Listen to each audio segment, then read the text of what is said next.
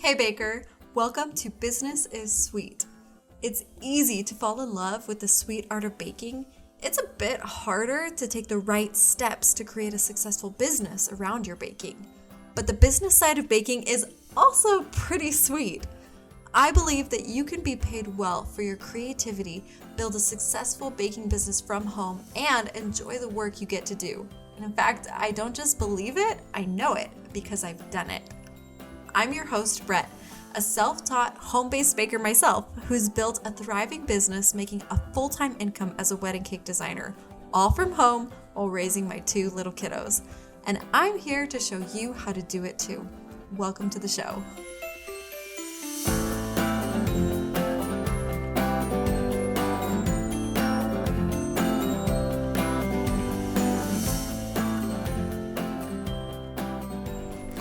Hey there, it's Brette. Welcome to Business is Sweet. It's been a fun, busy holiday season. We're in the new year, and it's just fun to turn that first page. Actually, I really love the idea that the new year starts every single day, because every single day you're 365 days away from that day next year. And so honestly, every day is like a new year. Every day is an opportunity to start fresh, to try again, to keep going, to make progress. And I just like to have that mindset so that I don't feel like, oh, I missed the boat. I already failed on all these goals that I wanted to do and how much better I wanted to be. Like every single day is a new year. And so every single day you can make progress. I've loved holding on to that. What's coming up? So I am doing a palette knife cake class. It's my first big destination cake class. I'm so excited. If you follow Cake by Courtney at all, she teaches at this beautiful space called Orson Gigi in Salt Lake City, and that is where I'm having my palette knife cake class, and I'm just stoked. I can't even tell you how excited I am.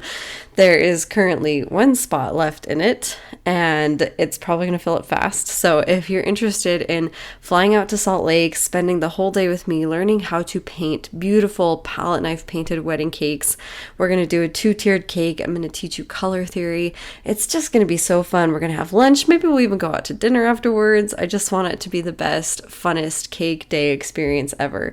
So if that spot's still open, you can snag it quick. If not, if you miss out, I will probably do another one. Send me a DM on Instagram, and I'd love to add you to the waiting list so that you can get in the next time I teach this class. It's going to be super duper fun, and it's kind of a fun, rare skill. There's not a lot of in-person classes available on palette knife painting. You kind of just have to learn by trial and error, so it's really fun to come and learn it in person from somebody who's done it for a while. So that's coming up on February 25th. It's a Saturday, and it'll be here in Salt Lake City. The other thing I've got going on is with the start of the new year in this new city that I live in, I'm actually starting a new baking business totally from scratch. And I don't have to necessarily. When I moved, I'm not too far away that I couldn't just keep my old business or couldn't just, move it to this new place I'm in. But I think it's going to be really fun to start from scratch again, to teach and to learn and to put into practice everything that I've been coaching you on here through Business is Sweet and on my Instagram and in the courses that I teach. I'm going to build everything from the ground up, and it's fun because I'm going to do it in 30 days. I've kind of given myself this little container of 30 days. Can I get this business up and running and start booking orders efficiently, smoothly, professionally in 30 days? So I'm working on that, and I'm in the middle of it, making a business plan, creating my brand, and I've decided I'm going to just leave some updates here on the podcast over the next couple of weeks as I go through that process. I'll let you know what I've accomplished with the business so far. I'll let you know how many orders I've received and how things are going, and just kind of keep you in the loop, like a little diary as I go along and start this new business. But I've picked out a name for it. It's called Salt Creek Cake Design, which actually sounds a lot like my first baking business, which was Hobble Creek Cake Co. And the reason why I keep picking these creek names is because they refer to the area that I live in. Hobble Creek Canyon was where I lived by when I first started my baking business. And lots of things in the city I lived in were called Hobble Creek Coffee, Hobble Creek Dentist, Hobble Creek Quilting.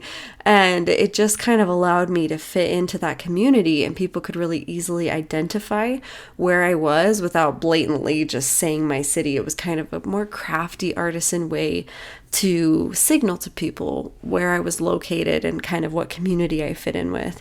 And when I moved down here, I wanted to try something different. I played around with a lot of different names, but finally landed once again on Salt Creek Cake Design, because Salt Creek is the canyon right here that I live by. And it also identifies this community. People know that Salt Creek is this county, is this city, is this place. And I really want to focus the efforts of this new baking business on this local community. I want it to be very niche to this specific location. I don't want to drive all over the state. I want to stay here, and I want to build a business in a very small city. My old city that I started in had about 36,000 people of a population. And this new city I'm in has about 6,000. It's like 5 times less. So it's going to be fun to test these principles in a whole new space, a whole new market, create a whole new kind of business model around this new community that I'm in. So Salt Creek Cake Design, starting it up. I'm in the first phase of, just finishing that planning. I'm finishing branding it. I'm going to build a new Instagram page for it. So if you want to see me start from scratch, you can follow me at Salt Creek Cake Design, or maybe I'll just call it Salt Creek Cake. I haven't decided, but I'll be posting about it on Instagram to share that journey, and you can watch me just build it from scratch, and let's just have a little fun, draw back the curtain and see what we can do. I'm really, really excited to get started on it. I've kind of been on pause from cakes for a while because I've been teaching and coaching and working on lots of different projects and things. And so to get back in the kitchen and start working on orders, I'm really excited. And I hope that all of your orders are going well as well. I hope the new year is picking up. There's always kind of this lull during the holidays where orders kind of stop coming in because people are busy. People have family stuff going on. People are spending money other places. It's just not where their focus is. But now that we're kind of coming into January, you should start to see that pick up.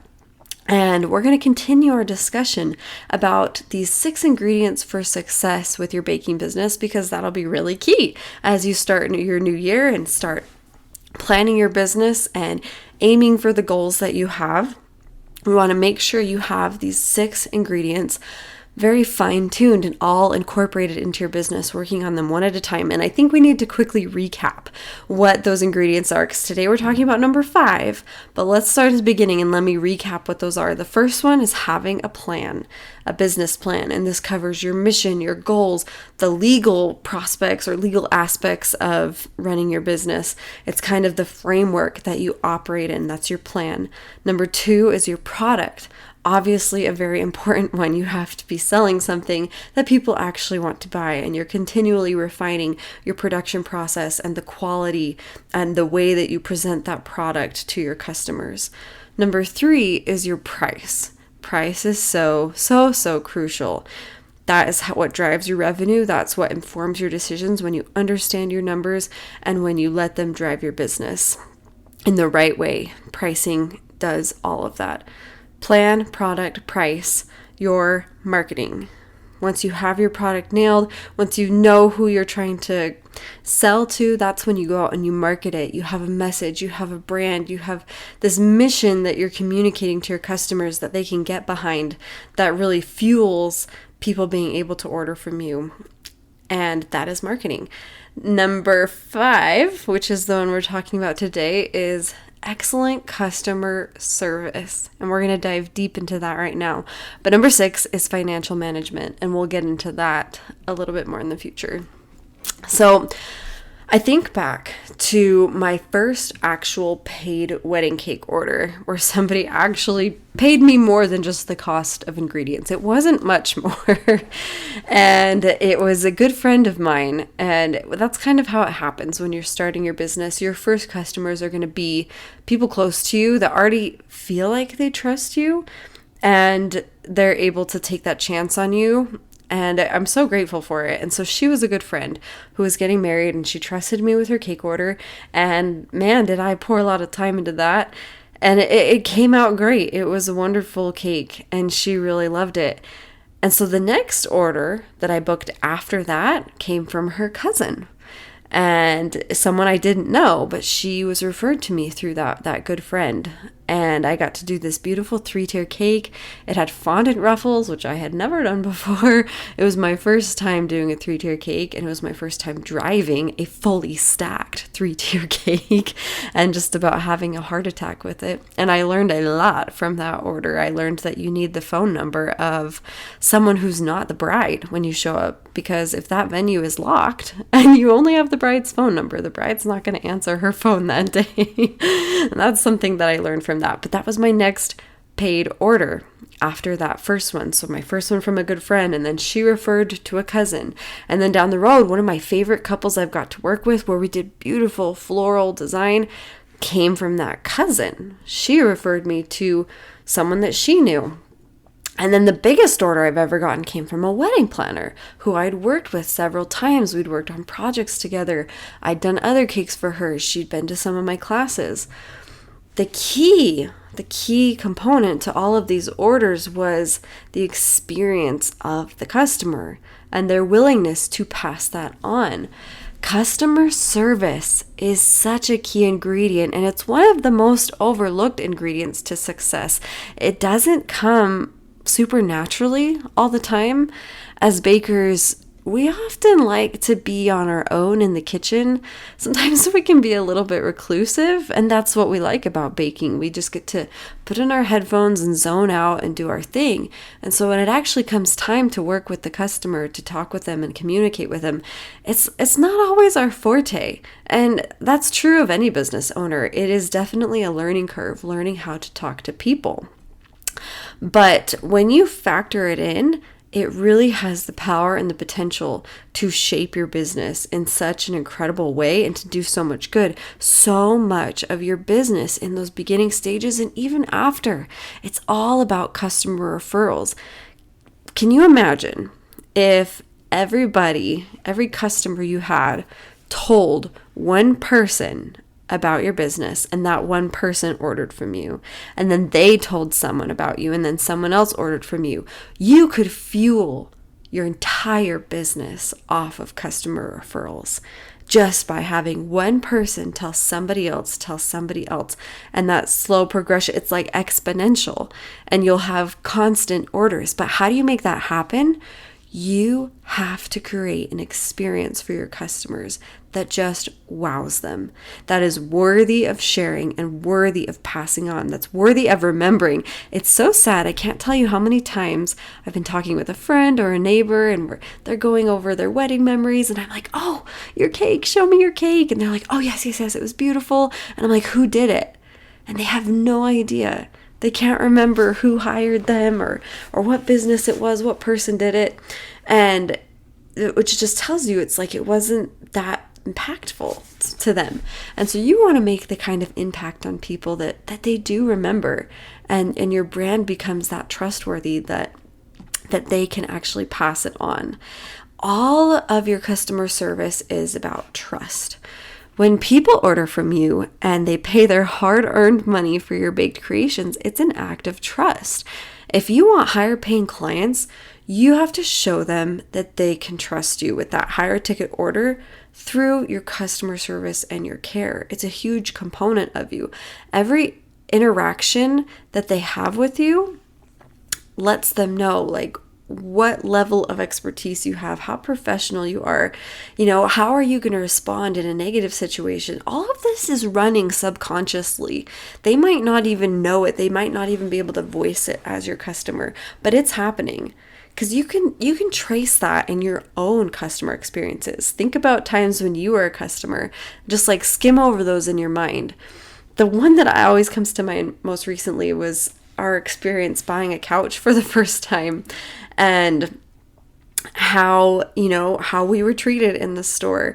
and where I felt the quality was. And did I feel like there was someone on the other end who was going to answer? Like, we were buying a $2,300 couch. That's a huge purchase. And so I need to talk to someone. I need to say, like, hey, what happens if this? What happens if the delivery guys break it? What happens if it gets dirty? What happens if, our payment falls through? All those things. I needed somebody on the other end answering those questions, and we had that. And so it developed this trust that I was like, okay, I feel good about paying this much because I know my needs are going to be taken care of, and I know the customer service is good. I recently had a very different experience as I was booking a hotel with Expedia, and something ended up going wrong with our hotel, and we had to change it, and we ended up being double booked and paying twice. And there was nobody on the other end at Expedia. There was no customer service department. It was a robot. Don't we all just hate robots? Because you don't get your needs taken care of. And when things go wrong, there's nobody there to help you. So in your baking business, you can't be a robot. You can't be hands off. You have to take care of your customers. Everything about your business and about its success and its trajectory comes back to your customer. Your plan, your price, your product, your marketing, it all revolves around who your target customer is, because your customers are literally what fuel your business.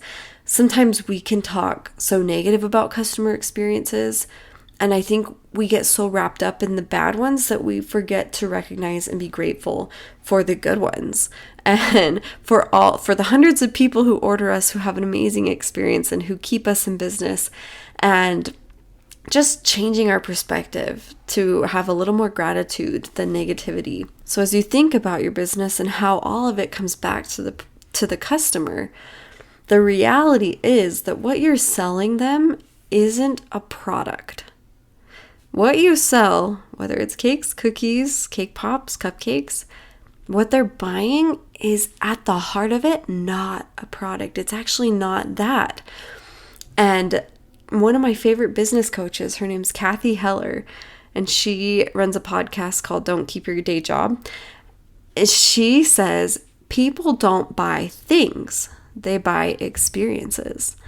And it is 100% true that when somebody goes to buy, it may start with a physical need like, oh, I need refreshments, I need something at the party, I need something on the table. But the reason they choose to buy from who they choose to buy from comes back to an emotional drive, an emotional reason. If someone's going to buy cupcakes, the reason they buy from you, other than like Walmart or a grocery store, is about the experience. It's about what they actually want to enjoy, what they actually want to experience when they have that product. Is it just about shoving something in your face? Great, go to Walmart.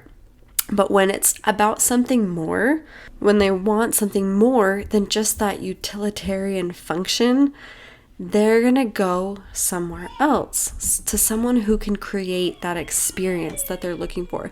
So when somebody comes to buy from you, it's not just about the product, it's about the whole experience. And it starts from the moment they first find you, to ordering from you, to receiving the product and enjoying it. The whole process factors in, and the way that you treat them, the way that you handle it, all of that plays a role in this experience they're having with your business and your brand.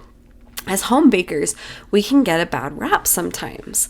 And there's like this stigma in people's heads because I think it's just implied that when you're baking out of your home, there is no customer service department, there is no manager, there's nobody higher up. And so people are kind of running that in the back of their brains. They're like, what if you don't follow through? What if something happens? Who do I talk to? Oh, it's just you. What if you don't meet my needs? What if you're not easy to talk to or easy to work with? What if I feel like you just aren't going to help me if I have a problem? And that mistrust, that lack of trust that kind of circles around home bakers, our job is to change it. Our job is to communicate and treat our customers in a way that it really doesn't, they don't even see us as home bakers. We might as well be a brick and mortar store because we're that professional, because we kind of take away this idea of, oh, I'm just a mom in my kitchen doing this and I might cancel on you or I might not know what I'm doing.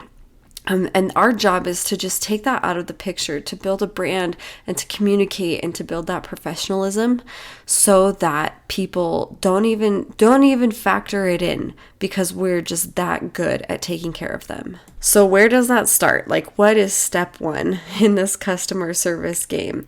The first thing is good communication, which is your job. When the customer comes, it's not their job to ask the right questions to get to the bottom of what your policies are or what the order process is. When you walk into a restaurant, you want a waiter to come up and say, this is our menu. These are our specials. Here's the ones that are gluten-free. I'm going to come right back to you. Like, you have a moment to decide. If you have any questions, here's our pricing. Here's it's all laid out for you. And that is what you have to be for your customers. When they come up to you and they want to order, it's your job to take their hand and say, I would love to help you. Here's the menu. Here's the pricing. This is kind of how ordering works. Let me know what you want. This is all how it works, and then we'll get it booked. Done, done, done.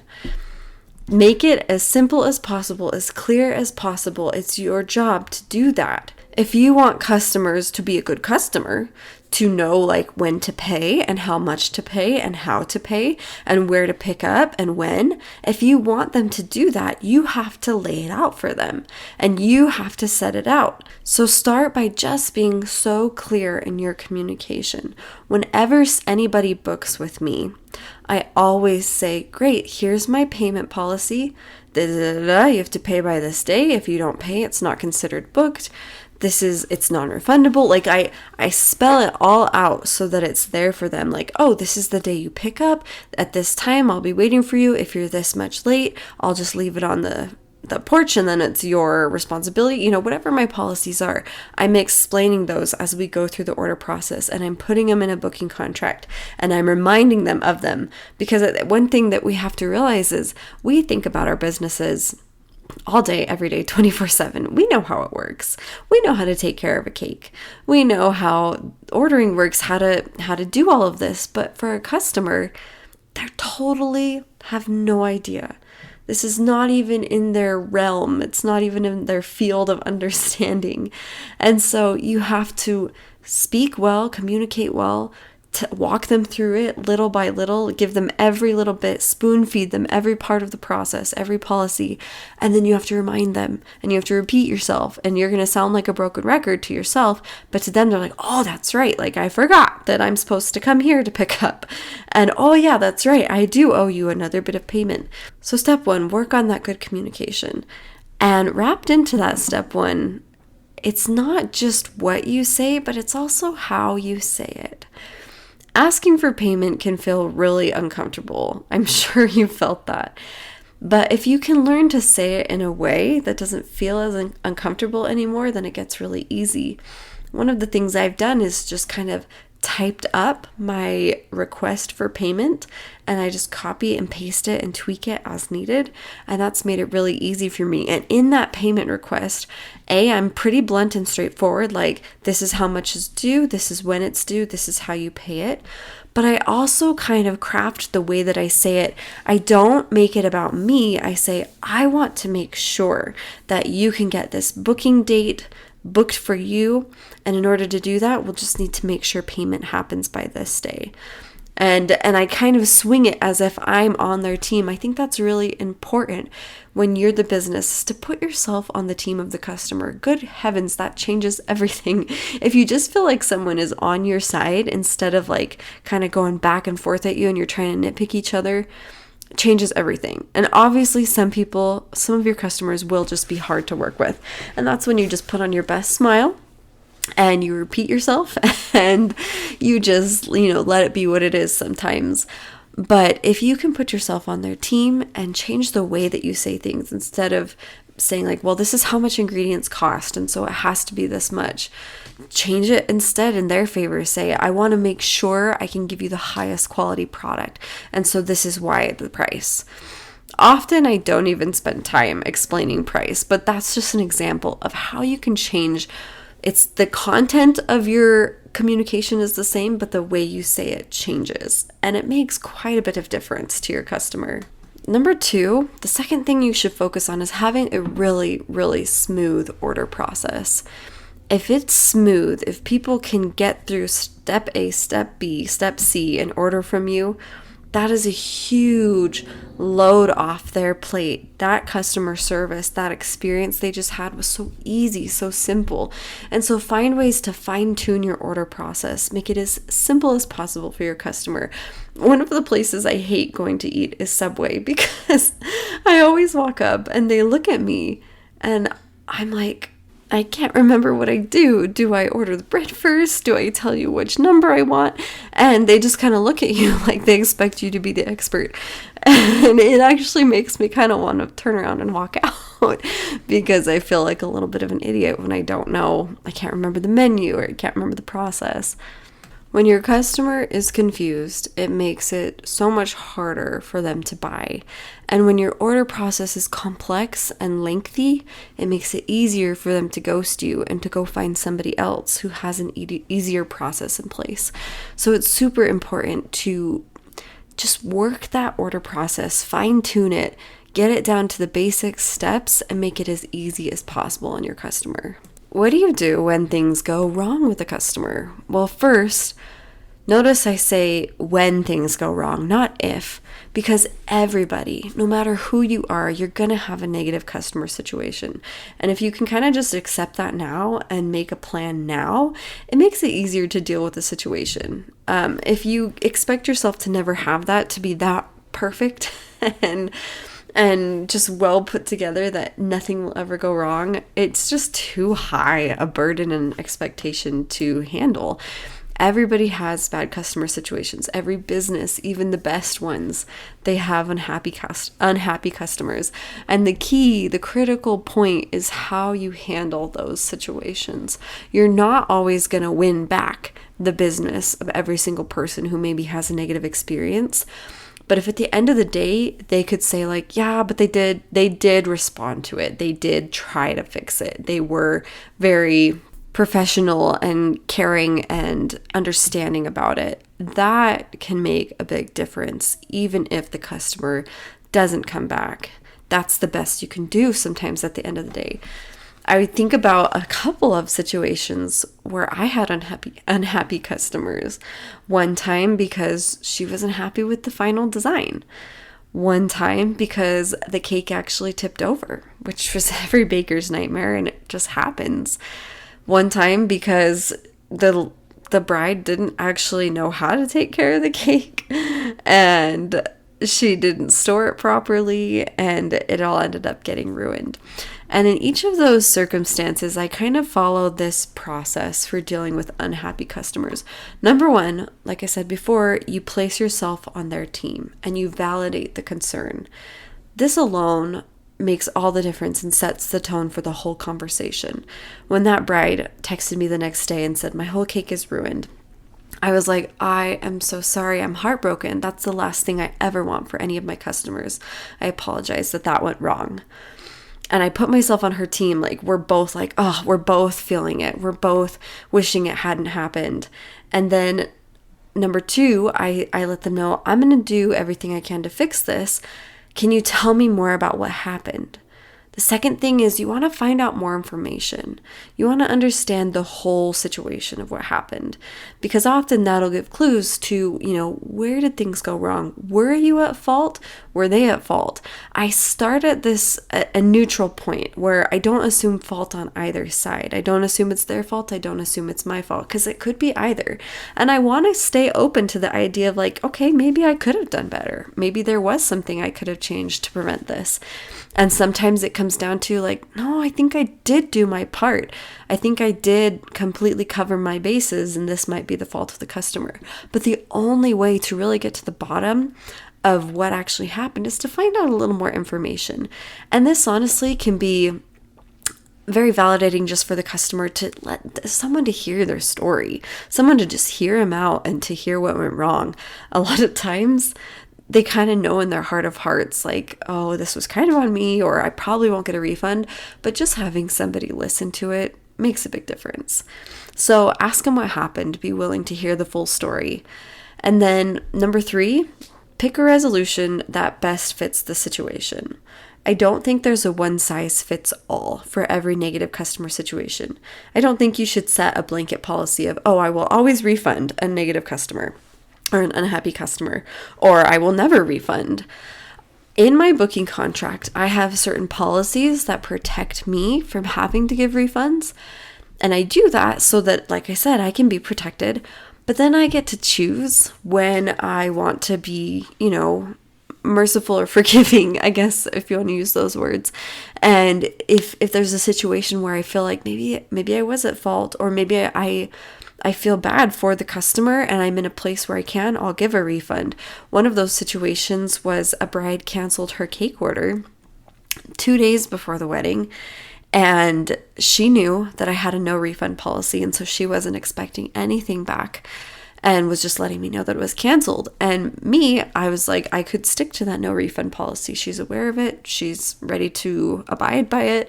But because I felt compassion for her as my customer who just, called off her engagement, I was able to give her a full refund. And we were both happy in the end. We both were able to get what we needed, wanted.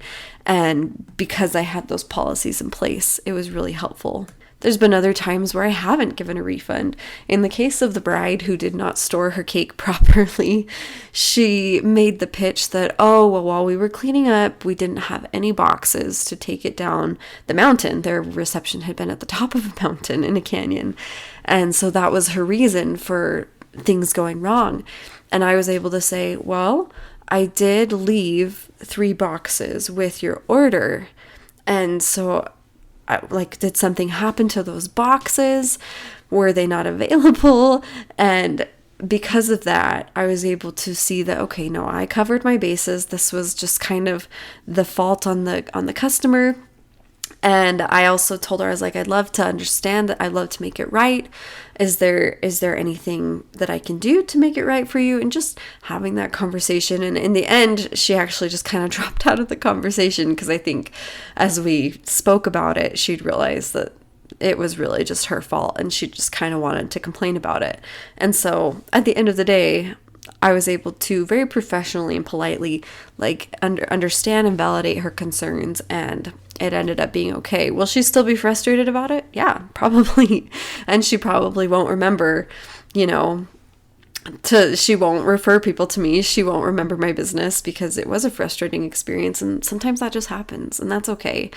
And what you do when that happens is you take that one negative experience, you put it to the side, and you turn and you face all the hundreds of happy customers and the good experiences you've had, and you let those validate yourself, and you remind yourself that one bad thing that happened doesn't negate all the good that's happened, and you can use it as a learning experience. In the case of the cake that tipped over, that was on me. And I was able to give them a refund. I was able to fix it as good as I could. They were very, very kind and gracious about it. And I got to learn that day how to properly structure a cake to transport, because I didn't know anything about center dowels and structure like that. And so that's why it tipped over, and it became a good learning moment. Was it a sucky moment? Yeah, but I learned. And so it ended up fueling growth. It ended up fueling progress, and I'm okay with it now.